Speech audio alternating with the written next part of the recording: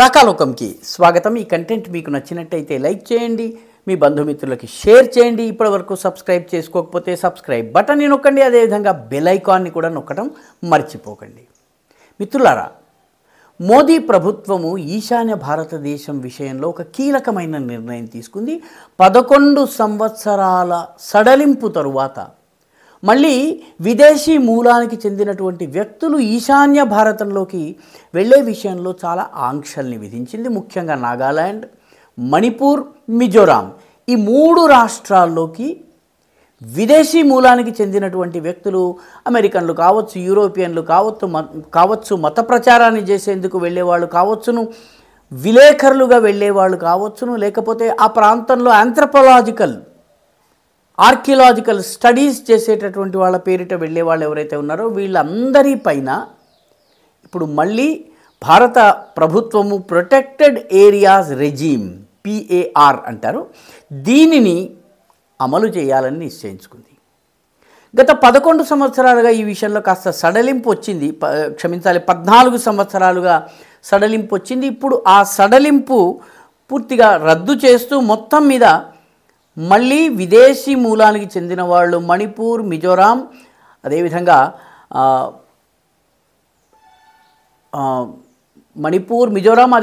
నాగాలాండ్ ఈ 3 పైన ఆంక్షలు విధించడం జరుగుతోంది. ఎందుకంటే దీనికి ప్రధానమైనటువంటి కారణం ఏంటంటే విదేశాల నుంచి వస్తున్నటువంటి మత ప్రచారం పేరిట టూరిస్ట్ వీసాల పైన వస్తున్నటువంటి ఏజెంట్లు, CIA ఏజెంట్లు కావచ్చును, మత ప్రచారకులు కావచ్చును, వీళ్ళు ఈశాన్య భారతదేశంలో అలజడి సృష్టించేందుకు, జాతుల మధ్య వైరాన్ని పెంచేందుకు ప్రయత్నం చేస్తున్నారు. ఆ మేరకి ఉదాహరణకి 2010లో దీన్ని తొలగించారు, మళ్ళీ ఇప్పుడు దీన్ని అమల్లోకి తీసుకుని రావడం జరిగింది. డిసెంబర్ 16 2024 మళ్ళీ అమలు చేస్తున్నట్టుగా ప్రకటన జారీ చేశారు. దీనికి ప్రధానమైనటువంటి కారణం ఏంటంటే ఇటీవల మిజోరాం ముఖ్యమంత్రి అయినటువంటి లాల్ డుహోమా అమెరికాకి వెళ్ళి విదేశాల్లో పర్యటన చేస్తూ, ఉదాహరణకి అమెరికాలోని మేరీల్యాండ్లో సెప్టెంబర్ 2వ తారీఖున, అదేవిధంగా ఇండియానాపోలిస్లో సెప్టెంబర్ 4వ తారీఖున ఈ మిజో మూలానికి చెందినటువంటి వాళ్ళతోటి, బర్మా వాళ్ళు కావచ్చును, భారతదేశానికి చెందిన వాళ్ళు కావచ్చును, వీళ్ళని సంబోధిస్తూ మనకి గ్రేటర్ మిజోరాం కావాలి, జోమీ కమ్యూనిటీకి ఒక హోమ్ల్యాండ్ కావాలి అన్నారు. జోమీ అంటే మిజో మూలానికి చెందినటువంటి వాళ్ళు, మణిపూర్లో ఉన్నటువంటి కుకీ మూలానికి చెందిన వాళ్ళు, వీళ్లతో పాటు పక్కనే ఉన్నటువంటి బర్మాలో ఇటువైపు ఉన్నటువంటి బంగ్లాదేశ్లో ఉన్నటువంటి జోమీ మూలానికి చెందిన వాళ్ళు, వీళ్ళందరికీ కలిపి హోమ్ల్యాండ్ కావాలని చెప్పి ఆయన ప్రసంగంలో చెప్పారు. దీని అర్థం ఏంటంటే బంగ్లాదేశ్లోంచి కొంత భాగం, బర్మా లేదా మ్యాన్మార్ నుంచి కొంత భాగము, భారతదేశంలోని మణిపూర్, మిజోరాం, నాగాలాండ్లలో జోమీలు నివసించే భాగంతో ఒక కొత్త దేశాన్ని ఏర్పాటు చేయడం. ఇది అమెరికా చాలా కాలంగా ఈ ప్రతిపాదన చేస్తోంది. ఈస్ట్ తిమోర్ ఏ రకంగానైతే క్రైస్తవ దేశంగా మారిందో అదే రకంగా ఒక కొత్త దేశాన్ని ఈ ప్రాంతంలో సృష్టించి దాన్ని తమ స్థావరంగా ఉంచుకునేటటువంటి ప్రయత్నం. దీని గురించి పదవి దిగే ముందు షేక్ హసీనా వాజేద్ కూడా బంగ్లాదేశ్లో మాట్లాడారు, సెయింట్ మార్టిన్ ఐలాండ్, ఆ తర్వాత ఈ ప్రాంతాల క్రిస్టియన్ స్టేట్ గురించి. ఇప్పుడు తాజాగా ఈ సంఘటన జరగడానికి కారణం ఏంటంటే డేనియల్ స్టీఫెన్ కోర్నీ అనేటటువంటి క్రైస్తవ మత ప్రచారకుడు మణిపూర్లో పర్యటించాడు. మణిపూర్లో పర్యటించడమే కాకుండా మణిపూర్లో కుకీలు ఎక్కువగా ఉండేటటువంటి చోట్లకు వెళ్ళి అక్కడ ప్రసంగాలు చేశారు. కుకీలలో 100% క్రైస్తవ మత ప్రచారం జరిగింది, మత మార్పిడి కూడా జరిగింది.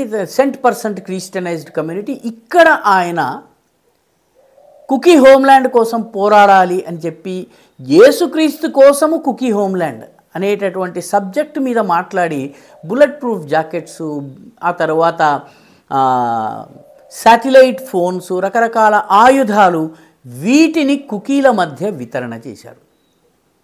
అంటే కుకీ కమ్యూనిటీలో వైలెన్స్ టెండెన్సీని పెంచడము, హింసాత్మక ధోరణిని పెంచడము, ఈ ఆయుధాల సాయంతో వాళ్ళు మైతేయి కమ్యూనిటీ పైన దాడి చేసేలా చేయటం, దీనికోసము ఈ ఆయుధాలని ఆయన సరఫరా చేశారు. నిజానికి ఈ పాస్టర్ ఎవరైతే ఉన్నారో పాస్టర్ డేనియల్ స్టీఫెన్ కోర్నీ. ఈయన గతంలో అమెరికన్ ఆర్మీలో పనిచేశారు. అమెరికన్ ఆర్మీలో పనిచేసి బయటకు వచ్చిన తరువాత మత ప్రచారకుడిగా మారాడు. మత ప్రచారకుడిగా మారిన తరువాత ఈయన ఫోకస్ నార్త్ ఈస్ట్ ఇండియా. 2017లో ఈయన నార్త్ ఈస్ట్కి వచ్చిన తరువాత ఈయన కార్యకలాపాలని చూసి భారత ప్రభుత్వము ఈయన నార్త్ ఈస్ట్లోకి రావడానికి వీల్లేదని చెప్పి ఆంక్షలు విధించింది. ఈయన తక్షణము నేపాల్కి పారిపోయాడు. నేపాల్లో ఉండి నేపాల్లో ఆయన స్థావరాన్ని ఏర్పాటు చేసుకుని ఒక ప్రింటింగ్ ఫెసిలిటీని, ముద్రణశాలని ఏర్పాటు చేసి కుకీల కోసము, జోమీల కోసము సాహిత్యాన్ని సృష్టించే పనిలో పడ్డారు. అలా ఉంటూ ల్యాండ్ బార్డర్స్ మీదుగా, పాస్పోర్ట్ చూపించాల్సిన అవసరం లేకుండా ల్యాండ్ బార్డర్స్ మీదుగా ఆయన ఈశాన్య భారతదేశానికి వచ్చి మళ్ళీ ఈ కార్యకలాపాల్లో పాల్గొంటుంటే 2018లో కూడాను ఈయనని పంపించడం జరిగింది.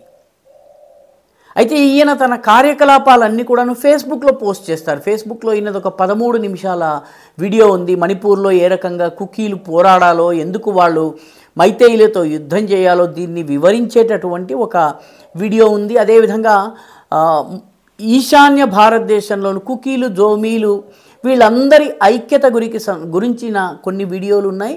మత ప్రచారానికి సంబంధించిన వివరాలని చెప్పేటటువంటి వీడియోలు ఉన్నాయి. వీటన్నిటినీ చూపించి లీగల్ రైట్స్ అబ్జర్వేటరీ అనేటటువంటి ఆర్గనైజేషన్ ఉంది. వాళ్ళు foreign evangelist cyber monitoring desk అనేటటువంటి ఒక డెస్క్ని ఏర్పాటు చేసి విదేశాలకు చెందినటువంటి పాస్టర్లు ఈశాన్య భారతంలో విద్రోహకర కార్యకలాపాల్లో పాల్గొంటే ఆ వివరాలను ప్రభుత్వానికి తెలియజేస్తూ ఉంటారు. ఇది ఒక స్వచ్ఛంద సంస్థ. ఈ స్వచ్ఛంద సంస్థ మనం ఇందాక చెప్పుకున్నటువంటి డేనియల్ స్టీఫెన్ కోర్నీ సంబంధించినటువంటి ప్రసంగాల కాపీలన్నింటినీ కూడాను ప్రభుత్వానికి ఇచ్చింది. ఇప్పుడు ప్రభుత్వము ఈయన పదే మళ్ళీ రావడం వల్ల ప్రమాదం వస్తుంది కాబట్టి ఈయన ప్రవేశం పైన మాత్రమే కాకుండా అసలు విదేశాలకు చెందినటువంటి మిషనరీలు కావచ్చును, లేకపోతే విలేకరుల రూపంలో వచ్చేవాళ్ళు కావచ్చును, ఈ విదేశీ ఏజెంట్ల రాకను పూర్తిగా నిషేధిస్తూ ఇప్పుడు ఆ PAR అంటే ఒక రెగ్యులేటరీ మెకానిజంని మళ్ళీ అమల్లోకి తీసుకొచ్చింది. ఈయన 2023లో కూడా ఈశాన్య భారతదేశంలో ప్రవేశిస్తే ఈయన నేపాల్ ద్వారా ల్యాండ్ రూట్లో వచ్చారు. చుట్టూ నేపాలీ మూలానికి చెందిన వాళ్ళను వెంట పెట్టుకుని వాళ్ళ మధ్య దాగుని ఈయన మణిపూర్లో ప్రవేశించారు. అయినప్పటికీ ఈయనను గుర్తించి పంపించడం జరిగింది. ఇప్పుడు ఈ తరహా కార్యకలాపాలు మణిపూర్లో 2021 నుంచి హింసాత్మక కార్యకలాపాలు నడుస్తున్నాయి. ఈ కార్యకలాపాలు మైతేయులకి అదేవిధంగా కుకీలకి మధ్య, కుకీల వెనుక విదేశీ ఏజెంట్లు ఉన్నారు అన్నది ఇప్పుడు స్పష్టమవుతున్నది. ఇప్పుడు ఈ కోర్నీ అనేటటువంటి డేనియల్ స్టీఫెన్ కోర్నీ అనేటటువంటి మిషనరీ కార్యకలాపాలతో పాటు మరెవ్వరు కూడాను విలేకరుల రూపంలో కానీ ఇంకొక రూపంలో కానీ CIA ఏజెంట్లు కానీ ఈ దేశంలో మతపరమైనటువంటి ఘర్షణలు పెట్టేటటువంటి వాళ్ళని కానీ ఈశాన్య భారతంలోకి రాకుండా కఠినమైనటువంటి నిబంధనల్ని భారత ప్రభుత్వం అమలు చేస్తుంది. ఇది కఠినంగా అమలైనట్లయితే ఒక ఏడాదిన్నర లోపల మణిపూర్లో శాంతియుత పరిస్థితులు నెలకొనేటటువంటి సమయం వచ్చినట్టుగా మనం భావించవచ్చు. ఎందుకంటే అప్పటి వరకు ఈ విదేశీ ఏజెంట్లు ఆయుధాల సరఫరా, అదేవిధంగా మతపరమైనటువంటి విద్వేషాలని రెచ్చగొట్టేటటువంటి పనిని చేస్తారు. అందుకనే ప్రభుత్వము ఈ ఆంక్షలను మళ్ళీ అమలు చేసింది. ఈ వీడియో మీకు నచ్చినట్టయితే లైక్ చేయండి, షేర్ చేయండి, ఈ ఛానల్కు సబ్స్క్రైబ్ చేయండి. మీ అభిప్రాయాల్ని కమెంట్ల రూపంలో తప్పనిసరిగా పంపించండి.